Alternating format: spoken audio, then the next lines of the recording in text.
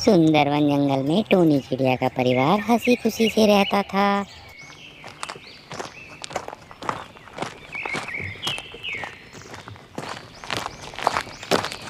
उसी जंगल में उसकी सहेली कोवी और कालू कौवा भी रहते थे। उसी जंगल में एक चील का परिवार भी रहता था, जो चिड़ियाओं के लिए हमेशा खतरा पैदा करते रहते थे। और जो भी पक्षी उनके जंगल की तरफ आता उसे मारकर खा जाते थे। एक दिन चिड़िया अपने पति से कहती है, सुनिए जी, क्यों ना आप हमें बाहर घुमाने ले जाइए।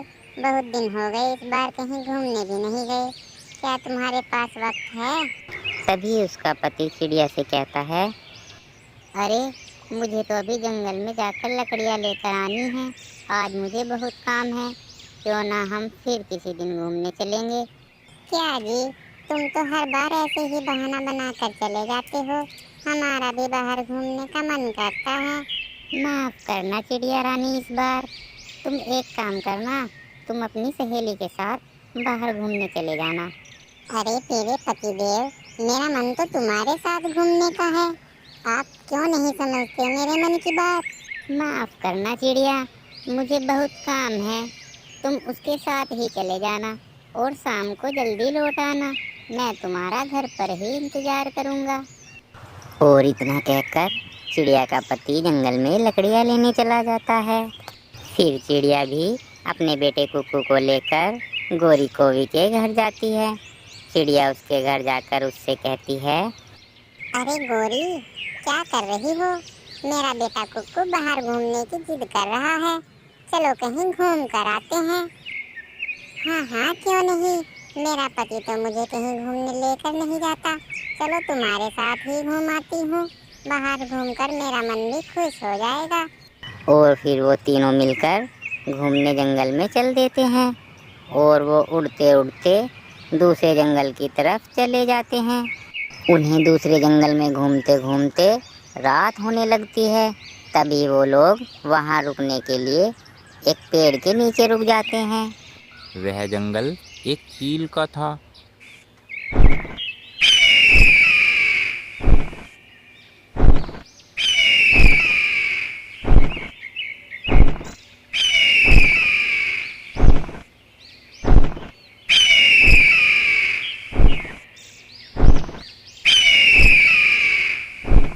तभी उनके पास गुलाबो चिड़िया आती है और कहती है,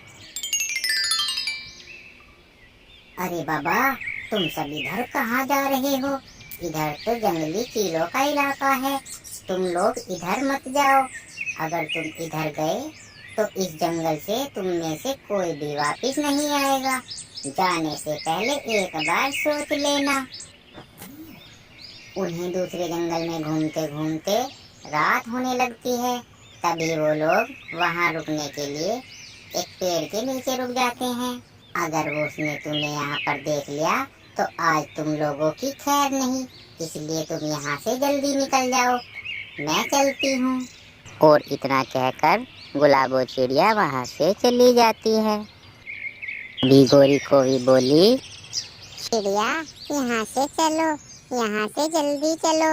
अगर यहाँ उस चील ने हमें देख लिया तो वो हमें खा जाएगी। हाँ हाँ सुंदरी, यहाँ से हम चलते हैं। कहीं वो शिकारी चील हमें अपना भोजन ना बना ले। हमें यहाँ से जल्दी चलना होगा। वे तीनों वहाँ से उड़ने ही वाले थे। तभी वहाँ शिकारी चील आ जाती है और कहती है, अरे तुम लोग कहाँ जा रहे हो? यहीं रुको। आज तो मुझे कितने दिनों के बाद दावत मिली है और उसे मैं कैसे छोड़ दूँ? अब तुम मेरे इलाके में आ गए हो, अब मैं तुम्हें नहीं छोड़ूंगी। आज तो मेरी भूख तुम्हें खाकर ही शांत होगी। चील बहन, हम पर रहम करो। हम तुमसे अपनी जान की भीख मांगते हैं। प्लीज हमें जाने दो। अरे क्या बोले तुम? मैं तुम्हें ना खाऊं? अब तुम मेरे इलाके में आ गए हो और मैं तुम्हें ना खाऊं? ऐसा हो नहीं सकता।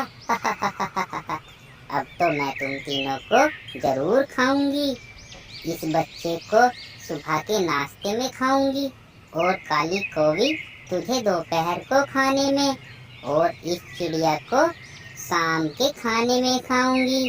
चील और कोई बात कर रहे थे, तभी चिड़िया का बेटा कुक्कू उनकी आंखों को चकमा देकर वहां से उड़ जाता है। अरे, लगता है वो छोटा पक्षी भाग गया है। कोई बात नहीं, अभी तुम दोनों बड़े बड़े पक्षी तो मेरे पास ही हो, मैं तुम्हें ही मजे से खाऊंगी। और चिड़िया का बेटा कुक्कू अपने घर जाकर अपने पापा को सारी बात बताता है।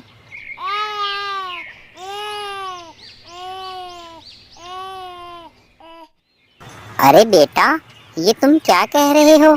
हमें जरूर कोई ना कोई उपाय सोचना होगा तुम्हारी माँ को चील से बचाने के लिए, वरना वो जालिम चील तुम्हारी माँ को खा जाएगी। बेटा, क्यों ना हम कालू कौवे के पास चलते हैं। और फिर वो दोनों उड़कर कालू कौवे के पास जाते हैं और कालू कौवे को सारी बात बताते हैं। अरे बाबा, ये क्या हो गया? मेरी पत्नी को चील ने पकड़ लिया। मुझे तो झगड़ा करना भी नहीं आता और मारना भी नहीं आता। अरे भाई, तुम ही कुछ उपाय सोचो, मुझे तो बहुत डर लग रहा है। तभी टोनी का पति चीड़ा कुछ देर सोचने के बाद कालू से बोला, कालू, हमें कुछ ना कुछ तो करना ही होगा, वरना वो जालिम चील हमारी पत्नियों को खा जाएगी। चलो एक काम करते हैं, हम उसे पत्थरों से मार डालते हैं। और फिर वो दोनों उड़कर चील के अड्डे पर चले जाते हैं। अरे ओ चील, हमारी पत्नियों को छोड़ दे, नहीं तो हम तुम्हें मार डालेंगे।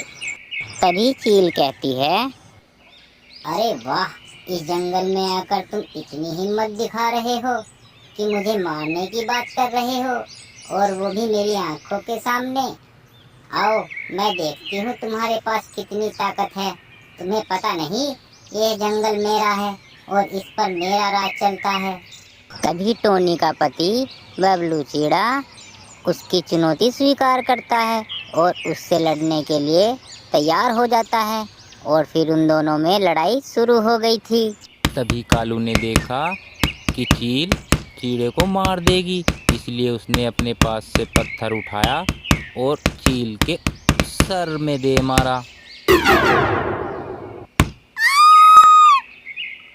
पत्थर के सिर में लगने से ही चील की मौत हो गई और चील मर गई। अरे चिड़िया, तुम ठीक तो हो ना? और भाभी जी, आप भी ठीक हो? तुम्हें कुछ हुआ तो नहीं? तभी गोरी को भी बोलती है, अरे कालू, तुमने चील को मार दिया, तुम तो बहुत बहादुर हो। मैं तो तुम्हें बहुत दिनों से डरपोक समझती थी, मगर तुम तो बहुत बहादुर निकले। अरे कालू, आज से तुम मेरे हीरो हो, हीरो।